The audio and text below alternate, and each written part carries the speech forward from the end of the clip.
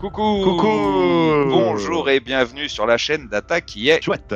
une chaîne dédiée à la présentation de services data, mais pas que. Eh oui Romain, comme on dit, pas de bras, pas de chocolat, donc pas de data, pas d'IA. Et donc on a invité Samir pour nous parler d'A2A et de MCP et de ces fameuses applications agentiques. Alors si on appelle une application agentique, c'est parce qu'elle embarque, comme vous l'imaginez bien, des agents agentiques.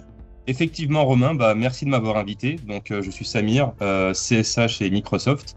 Alors aujourd'hui, nous allons discuter des protocoles MCP et A2A. Donc, la présentation se déroulera de cette manière. Je reviendrai un petit peu sur la définition de ces protocoles. Après, je présenterai s'il y a une synergie ou pas entre ces deux protocoles. Est-ce qu'ils sont concurrents finalement ou est-ce qu'ils peuvent s'appliquer de manière complémentaire? Et enfin, on fera une démonstration. Alors, dans un premier temps, commençons par parler du contexte des enjeux. Donc, on va s'interroger sur pourquoi, à un moment donné, il y a eu besoin d'avoir ces deux protocoles et pourquoi ils sont devenus indispensables à l'écosystème des agents. Quelques faits importants. Il faut savoir qu'en un an, les agents IA sont passés d'outils expérimentaux où on avait des entreprises et des sociétés de recherche qui faisaient un petit peu joujou dans leur coin, à des composants essentiels des systèmes d'entreprise. Également, en 4 mois, on a plus de 10 000 organisations qui ont adopté Azure Agent Services pour déployer, construire et passer à l'échelle des systèmes agentiques. Ensuite, sur la partie GitHub, il faut savoir que on a une multiplication par 3 entre 2024 et 2025 des dépôts qui contiennent le tag Agentic AI. On a un écosystème qui grossit de manière très forte, de manière bien plus forte que les LLM en 2021. Enfin, les agents aujourd'hui sont de plus en plus sophistiqués et savent faire des choses de plus en plus élaborées. Et ils ont besoin d'avoir accès à de nombreux modèles, que ce soit les modèles d'OpenAI, les modèles de GameFace, les modèles de Mistral. Mais également, ils ont besoin de communiquer et collaborer entre eux, pas seulement dans une seule plateforme cloud, mais également de manière cross-plateforme. C'est-à-dire, j'ai un agent qui est construit dans Azure, comment je le fais communiquer avec un agent qui est construit dans GCP? Mais aussi à travers les frontières organisationnelles. Les risques aujourd'hui. Donc les risques, en fait, c'est d'avoir des équipes dans leur coin qui développent des agents, et ensuite ces agents ne sont pas capables de communiquer entre eux. Ces protocoles répondent à ces problèmes-là. Ensuite, comme je l'ai dit précédemment, il faut avoir des agents qui soient interopérables. Interopérables, ça veut dire qu'ils puissent interagir à travers les frameworks et les plateformes cloud. Et c'est là où les deux protocoles apparaissent. Donc le protocole A2A résout le souci de l'interopérabilité entre agents, et le protocole MCP pour Model Context Protocol résout le problème d'interopérabilité sur les accès de ces agents-là aux données et aux outils. Du coup, si je comprends bien, le protocole MCP, c'est un peu comme un port USB-C en fait. C'est, il connecte l'agent à ses ressources, grosso modo, et le A2, et le protocole A2A, pardon de le dire en anglais, mais j'ai un peu bugué, mais c'est comme un langage diplomatique universel, c'est le langage qui permet à chaque agent de discuter entre eux, en fait. Exactement, Amar. Donc A2A pour Agent to Agent, c'est exactement ce que tu viens de dire. Et donc, voilà, donc ces deux protocoles émergent, et les gains attendus par ces protocoles sont d'être capable d'interagir plus facilement entre les plateformes cloud, d'avoir la construction d'une gouvernance et un audit qui soit unifié, et pouvoir réutiliser de manière plus simple un agent qui a été conçu pour une autre équipe.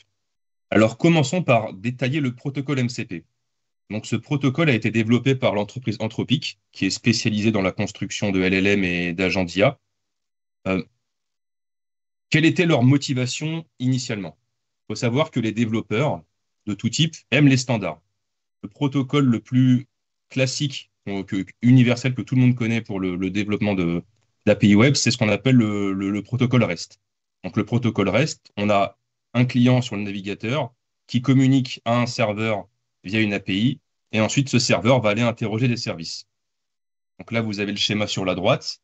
Vous avez différentes requêtes, HTTP, GET, POST, DEL, PUT, et les formats des réponses sont structurés. Donc vous avez du JSON, vous avez du WebSocket, vous avez différentes manières d'interroger, de recevoir la réponse de votre serveur. Les développeurs d'Anthropic ont voulu reproduire la même chose sur MCP. Aussi, il faut savoir que l'LLM, aussi puissant soit-il, finalement, leur seule utilité, la seule tâche à laquelle ils sont bons, c'est uniquement prédire le prochain token. Ça veut dire que vous lui fournissez un contexte, et tout ce qu'il sait faire, le LLM, en fait, c'est prédire le prochain token, ensuite insérer ce token à l'input, à l'entrée, après reprédire le prochain token, et ainsi de suite. Ce sont pas des modèles qui sont capables d'envoyer des mails ou de faire ce qu'on appelle des tâches significatives. Et aussi, bon, je pense que vous utilisez tous les LLM et que vous savez un petit peu comment ça fonctionne. Les modèles, aujourd'hui, les LLM sont bons uniquement si le contexte qu'on leur fournit est bon. Et ça, c'est une phrase d'un des chief data officers d'Anthropic. Models are only as good as the context given to them. C'est-à-dire Qu'est-ce que les qu'on modèles, entend par finalement, contexte? c'est le prompt. Ok. Maintenant, pour revenir un petit peu à l'historique de la manière dont les LLM ont été exploités durant les 3-4 dernières années, depuis 2020. Donc, initialement, on avait des LLM tout seuls. Donc, voilà, ça, c'était la première version, pour ceux qui vous connaissez tous, de ChatGPT, ChatGPT 3, 3.5. Donc, vous aviez un LLM seul, vous l'interrogiez. Tout ce qu'il savait faire, c'était produire du texte. Il n'y avait pas d'interrogation d'outils, il n'y avait pas de requête sur des données en temps réel, etc. Ensuite, depuis quelques années, là, on peut voir que les LLM sont capables de s'intégrer à ce qu'on appelle des tools. Donc, les tools peuvent être de tout type. Vous pouvez avoir des bases documentaires, des PDF, des bases SQL, des données en temps réel. Le Donc, finalement, RAG, aujourd'hui, vous avez ça fait partie des exactement tools. des RAG. Oui. Ok. Ouais, c'est ça. Donc, vous avez un LLM qui, en fonction du contexte qu'on lui donne, va être capable d'aller interroger un tools. Donc, par exemple, vous allez lui demander quelle est la météo de la journée. Donc, il va aller se connecter à une API en temps réel, récupérer la météo et vous la restituer. Donc, ça, c'était le deuxième paradigme. Le problème avec ce paradigme-là, c'est qu'on est obligé de construire une intégration spécifique pour chacun des tools. Et si on a un nombre de tools qui se multiplie, en fait, ça oblige à construire une intégration par tools multiplié par le nombre de LLM qui sont aujourd'hui très importants. On peut mentionner Mistral, OpenAI, etc. Donc finalement, c'est beaucoup de choses, beaucoup de développements qui se répètent. Et l'idée du protocole MCP, en fait, c'est d'unifier ces développements pour ne pas avoir à réinventer la roue à chaque fois. Et c'est là où MCP intervient. Finalement, vous avez ici votre LLM. Le LLM communique au protocole MCP via le client du LLM. Donc là, c'est la partie client. Et ensuite, le protocole MCP donc, transcrit les requêtes du LLM et va interroger les services. Et ici, on a différents services qui sont développés et qui comprennent le protocole MCP. Le protocole MCP est architecturé autour de 3 composants. Donc, vous avez le protocole, c'est la manière dont le client et le serveur communiquent. Donc, ça définit la structure des messages, le format des échanges, les types d'actions, la sécurité, etc. Vous avez la partie client. Donc, le client, c'est finalement le prompt. Enfin, c'est vous, client, comment vous interagissez avec le LLM. Et vous avez la partie serveur. Donc, la partie serveur, elle comprend le protocole MCP et elle va répondre aux requêtes via le protocole. Une chose qui est importante une chose importante qu'Anthropic a faite, ça a été de dire la partie serveur, en fait, est maintenue par le fournisseur de service. Donc, typiquement, là, vous avez un fournisseur de services qui veut que ses services soient appelés via MCP par différents LLM et donc va développer différentes fonctions de manière à ce que les fonctions de son service soient appelées correctement. Du coup, si on essaie de vulgariser les choses, en fait, c'est comme si moi, je suis un client, je vais dans un resto. Le service, c'est le serveur qui est là, qui s'occupe de me ramener mes plats. Par contre, le serveur, c'est le cuisinier. Et le cuisinier, il est obligé de prendre les différents ingrédients, de les mélanger ensemble et ainsi de suite. Ou bien, si on compare d'un point de vue informatique, c'est ce qu'on discutait tout à l'heure, Samir, c'était la partie SharePoint. Mon service, c'est le SharePoint. Le serveur, je veux par exemple lister les différents documents que j'ai. Bah, je suis obligé d'avoir dans mon serveur la fonction liste. Et ensuite, mon protocole va utiliser cette fonction pour l'appeler, et ainsi de suite. Effectivement, Amar, ton exemple était très bon et ça permet de rebondir sur les différentes abstractions du protocole. Donc, on a ce qu'on appelle les ressources. Donc, les ressources, en fait, c'est les objets et les données structurées que le modèle va pouvoir consulter ou manipuler. Donc, c'est toutes les données, des fichiers, des bases de données, des tickets Jira, des mails, etc. Et en fait, il y a des fonctions qui sont implémentées au niveau du serveur. Par exemple, lister les ressources. Par exemple, tu parlais du SharePoint tout à l'heure. Get resource, interroger les ressources. Et en fait, ces ressources, on y a accès de manière structurée et contextualisée. Donc, on est capable de lister toutes les ressources. Également les prompts. Donc les prompts, c'est également c'est une abstraction du protocole. C'est des tâches typiques que le serveur va être amené à être exécuté. Par exemple, résume un document, génère un mail, etc. Et enfin, on a les tools. Donc les tools, en fait, c'est les fonctions exécutables que le modèle va appeler sur l'environnement. Typiquement, fais une requête SQL, tout ce qui va être tâche avancée. Envoie un mail, déclenche une CI/CD, crée un fichier. Mais est-ce qu'il sait faire des bons petits plats aussi, comme le cuisinier ou pas? Je crois que c'est dans la prochaine version. Ouais. Euh, une nuance importante, c'est que tout ce qui est fait avec MCP peut être fait sans MCP. MCP, finalement, c'est un protocole d'unification, mais ça remplace pas de l'intelligence ou ça remplace pas l'LLM. C'est vraiment une manière de standardiser les échanges entre l'LLM et les applications.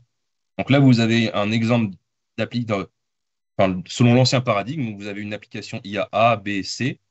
Et en fait, pour chacune des applications, vous devez développer propre, euh, votre propre intégration, créer votre propre logique de prompt, appeler vos propres outils, etc. Et en fait, voilà, on voit que c'est du travail qui se réplique et qui n'est pas forcément d'une grande valeur ajoutée pour les développeurs. Avec MCP, voilà, comme on l'a dit, on a une application qui est MCP compatible avec un LLM à l'intérieur. Derrière, on a des serveurs, enfin, différentes applications, différents serveurs qui comprennent le protocole MCP. Et derrière, via ce protocole, on va aller interroger des bases de données, des systèmes CRM ou n'importe quel type d'application. Donc là, avec MCP, on s'est beaucoup concentré sur l'interaction d'un agent avec ses bases de données, son knowledge, etc. Qu'est-ce qu'il en est de l'interaction entre agents? Donc, la réponse à cette question, c'est le protocole A2A, donc Agent to Agent. Donc, ça a été développé par Google et il a été introduit en avril 2025. Donc, c'est vraiment tout récent. Et la promesse, donc, c'est d'avoir un langage universel entre les agents et une vraie interopérabilité. Voilà, c'est un protocole ouvert, open source, qui permet aux agents de communiquer entre eux, collaborer et échanger des informations de manière sécurisée et sans rupture. Les promesses, donc c'est quoi? C'est d'être capable d'avoir des agents qui se découvrent dynamiquement les uns les autres. Donc vous avez un agent A qui, par exemple, veut aller générer un document ou veut aller générer une image. Donc il va découvrir le fonctionnement d'un agent B qui va être hébergé sur une autre plateforme cloud ou ailleurs, et donc va être capable d'aller trouver ces informations-là pour lui demander d'exécuter la requête. Ils peuvent collaborer à travers des tâches standardisées.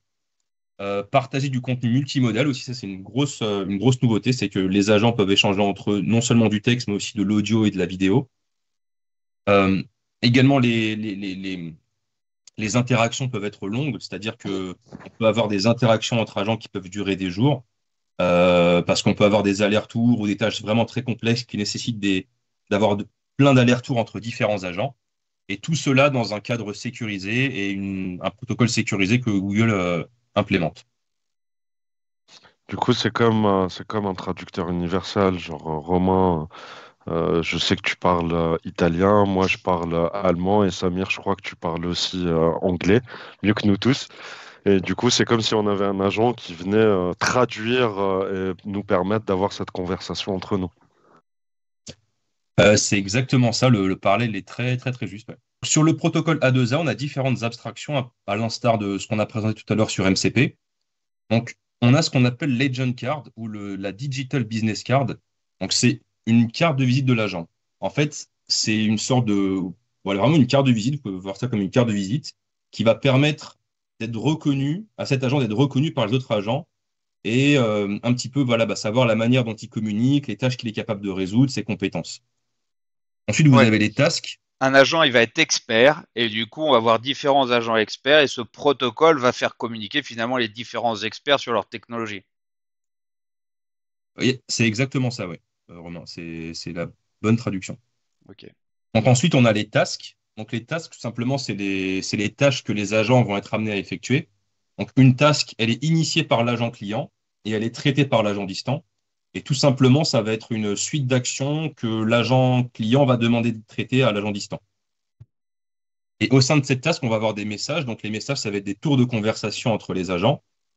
Et enfin, le résultat final va être stocké au sein de ce qu'on appelle un artefact. Donc c'est le résultat final de la sortie enfin, l'exécution de la tâche. Également, un point qui est important, donc c'est la partie sécurité. Donc, il faut savoir que quand en production, un agent, pour traiter une tâche ou pour demander à un autre agent d'exécuter une tâche, il doit s'authentifier, il doit vérifier l'identité du service. Et quand il met à jour une tâche, une task, il doit délivrer une sorte de certificat qui permet de dire, bah voilà, la tâche en est à cette étape. Qu'est-ce qui se passe sous le capot? Donc, sous le capot, comment les agents communiquent entre eux? Donc, finalement, Google n'a pas forcément fait des choses beaucoup plus complexes. Ils se sont basés sur des technologies familières qui sont utilisées par les développeurs. Donc, les agents communiquent entre eux via HTTP. Les échanges dans les tasks sont structurés sur du JSON ou du WebSocket pour les tâches qui demandent du temps réel.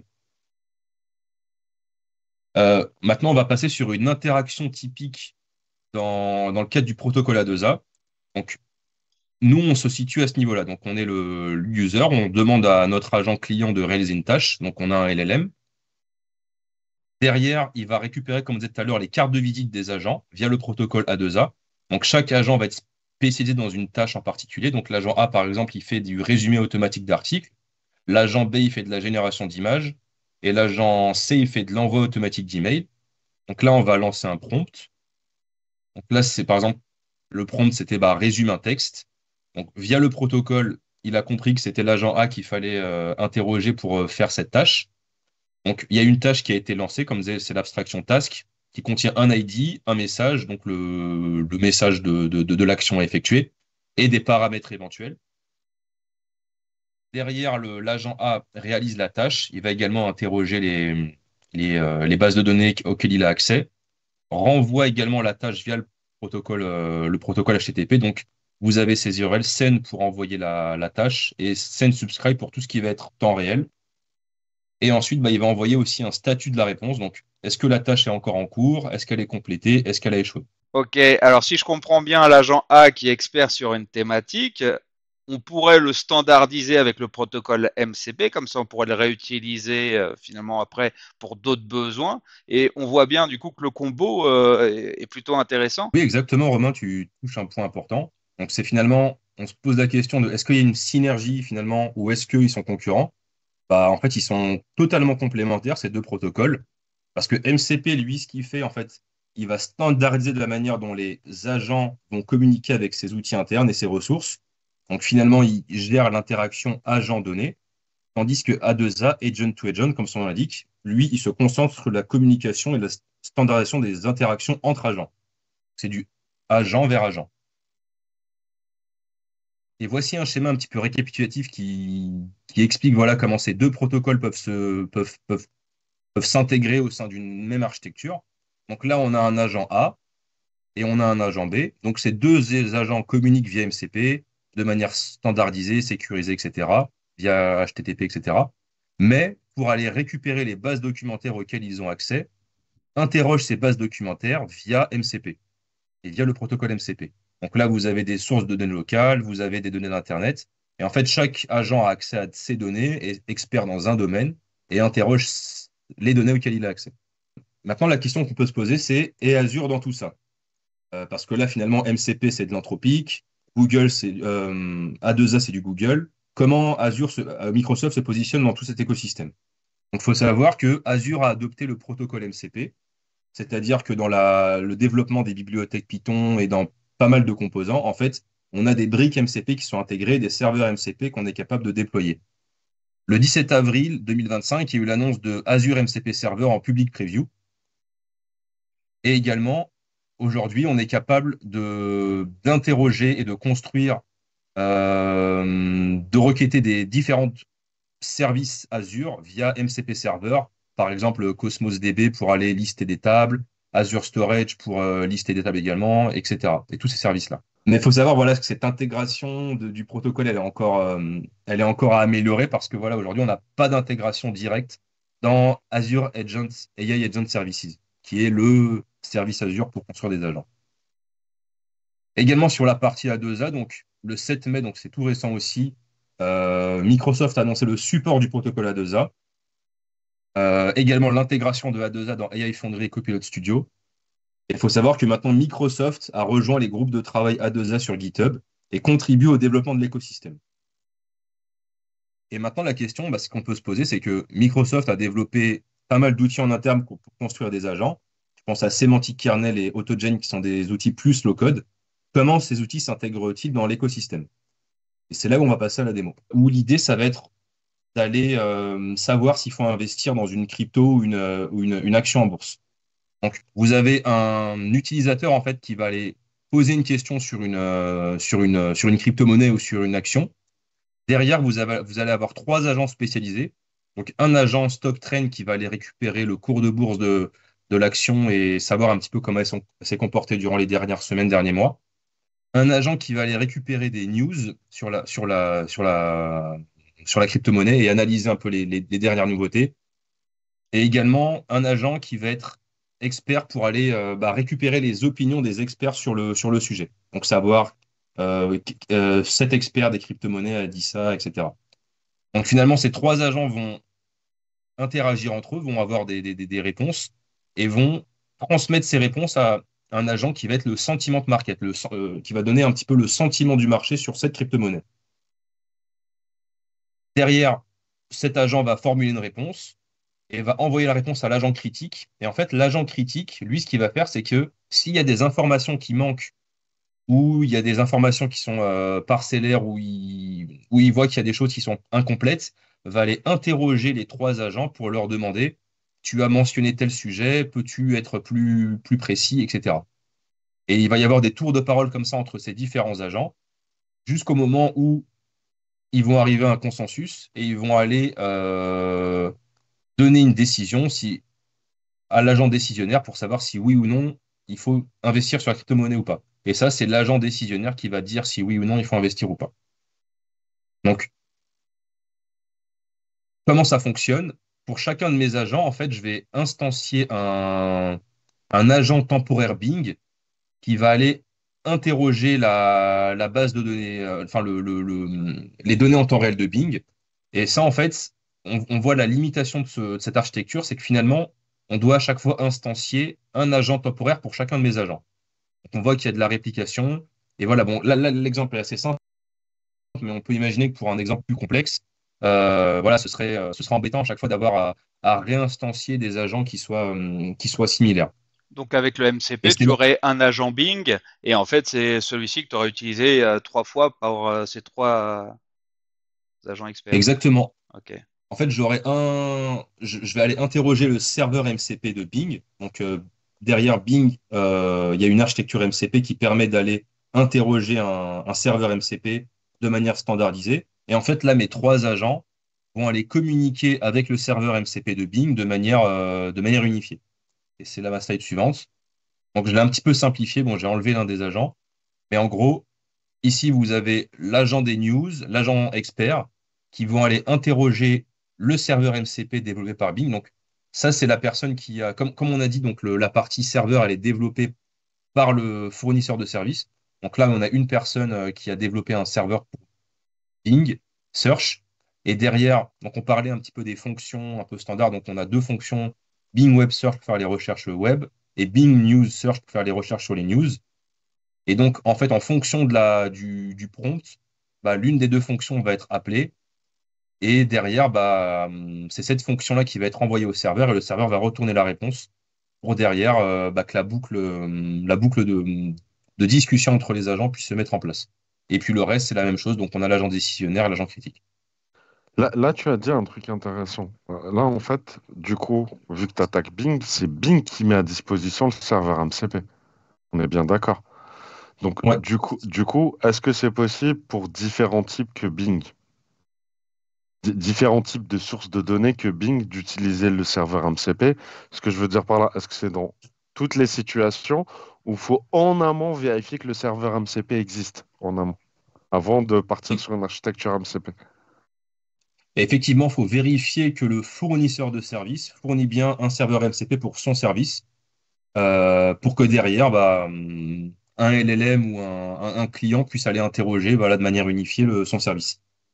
Dans la doc de MCP, il y a maintenant, enfin, la liste s'étoffe chaque jour, mais voilà, il y a de plus en plus d'intégration MCP sur la plupart des services. Voilà, vous avez Slack, vous avez, c'est sur on pourra la mettre en description, mais voilà, il y a plein de On imagine que comme tous les services maintenant proposent du REST API, demain ils proposeront tous du MCP pour qu'on puisse interagir avec eux.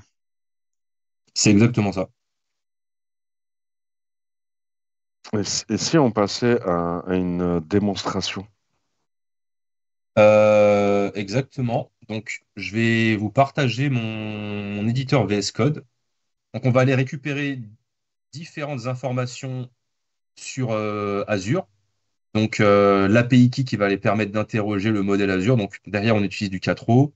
Voilà, ici, tout est enregistré dans mes variables d'environnement. Donc, vous avez la connexion Bing, le endpoint pour aller interroger les services Azure, l'API key de Bing, etc. Là, voilà, donc on a l'URL de Bing pour aller interroger l'API Bing de Microsoft. Également, un agent qui va aller récupérer les informations. Voilà, ça c'est l'agent qu'on a instancié sur Foundry qui va aller récupérer les informations de Bing. Euh, tac, tac, tac. Donc là, c'est l'instanciation de mon client OpenAI. Donc là, on l'a instancié. Donc là, c'est le client qui va aller interroger l'API OpenAI. Et là, c'est la définition de mes différents agents. Donc là, c'est l'agent qui va récupérer les tendances de bourse. Donc tu es un agent des tendances des crypto-monnaies.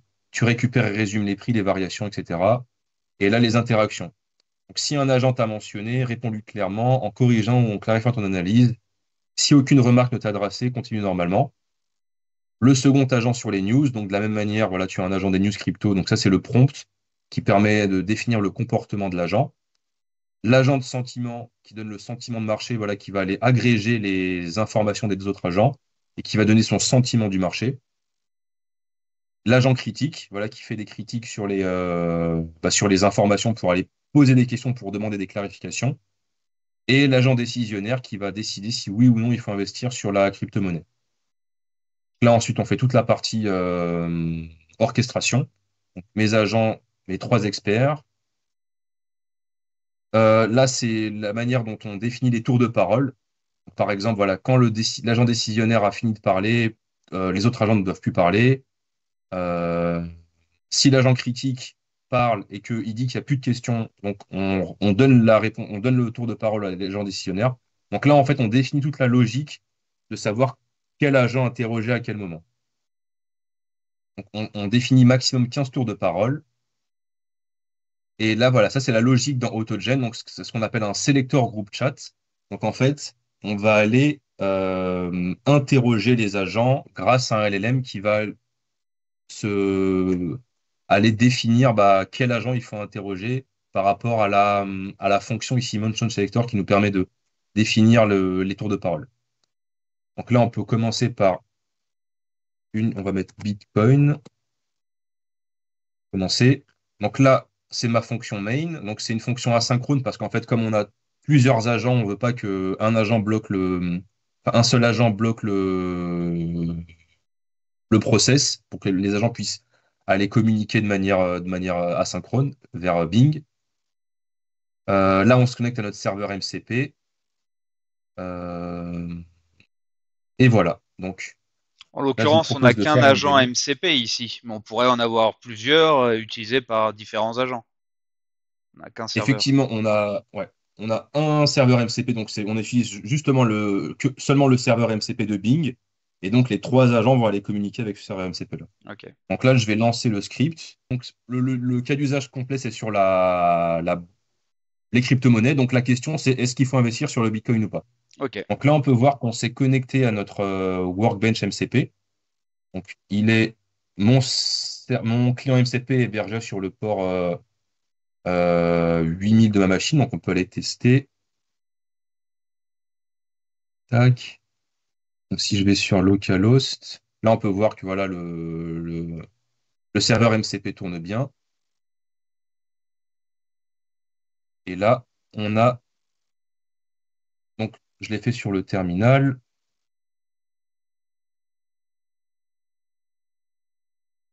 Ah, bon, j'avais pas sauvegardé. Bon, là, il le fait sur le PPCoin, donc c'est un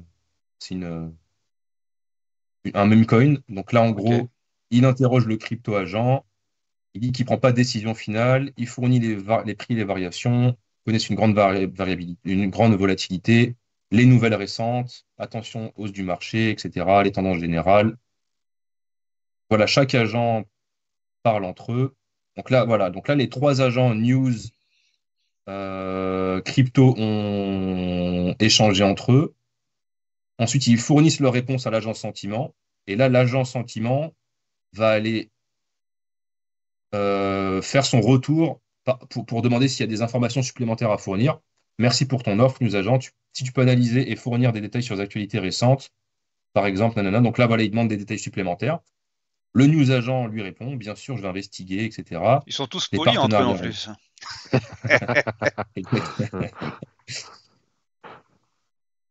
L'agent critique. Donc pareil, l'agent critique maintenant pose une question à l'agent CryptoTrend et également une autre question au news agent. Il lui redemande encore des informations.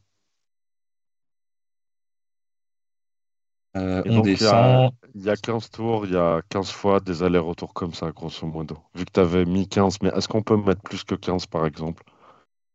Ouais, on peut mettre plus que 15. Donc en fait, j'ai mis maximum 15, ouais. Ok. Donc là, je pense qu'ils se sont arrêtés avant. Et là, voilà. Donc là, ils ont fini de parler. Donc là, c'est l'agent décisionnaire, donc c'est l'agent final. Et donc là, il donne les raisons favorables pour lesquelles il faut investir, les raisons défavorables, les fluctuations de prix, etc. Et après, il donne sa décision. Un profil marqué par sa volatilité sur caractère spéculatif. Il est préférable de ne pas investir dans PPCoin à ce stade, sauf pour des traders expérimentés recherchant des gains rapides à court terme. Et voilà. Et là, voilà, le serveur MCP se déconnecte parce que l'interaction entre les agents a terminé. Il n'y a plus besoin d'avoir une connexion ouverte avec le serveur. Est-ce que tu pourras nous partager ce bout de code? Oui, bien sûr, Romain. Super, on le mettra dans le commentaire dans la vidéo. Par contre, ce que vous n'avez pas dit, les gars, pour avoir ce bout de code, il faut payer 20 € Samir à chaque fois et l'équipe DataShot prend 10% sur ça, on est bien d'accord. Tout à fait, Amar. Alors, super présentation et démo, Samir. Est-ce que tu vois des cas d'usage déjà chez nos clients, puisque c'est quand même assez récent? Bah là, pour l'instant, je vois beaucoup d'intérêt de la part de nos clients. On pose beaucoup de questions, on cherche à comprendre comment ça fonctionne. Mais bon, la technologie aujourd'hui, elle est assez récente. Donc, voilà, le temps que ça arrive en production, ça prend peut-être un petit peu plus de temps. C'est vrai, Samir, tout ça est prometteur et ça me fait penser justement, dernièrement, j'ai eu une demande d'un client qui est une usine en fait, et elle aimerait prédire à quel moment elle devrait faire la maintenance de ses machines.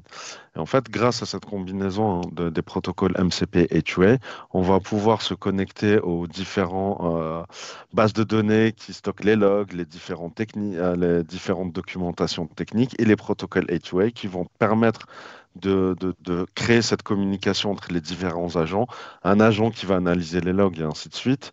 Ça va nous permettre justement de prédire à quel moment on va pouvoir devoir réaliser la maintenance de notre machine. En effet, pas mal de promesses à ces deux protocoles et à son usage pour les applications agentiques. En tout cas, merci beaucoup Samir. Encore une fois, on mettra en commentaire de la vidéo le script pour refaire la démo que tu nous as faite. En tout cas, d'ici là, n'hésitez pas à vous inscrire et on vous dit à bientôt. À bientôt. Ciao.